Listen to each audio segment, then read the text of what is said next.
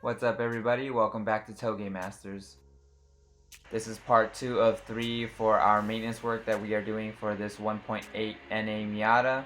We've replaced the front cam seals as well as the front main seal in the first video, and here's a time lapse of us replacing the water pump.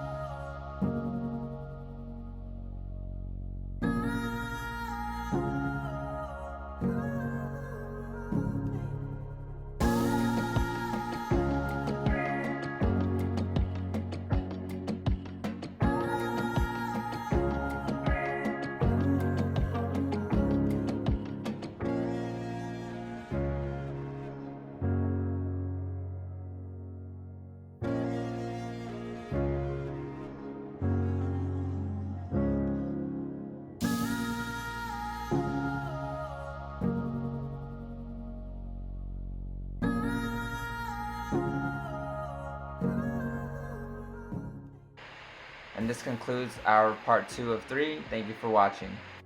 Stay tuned for part 3.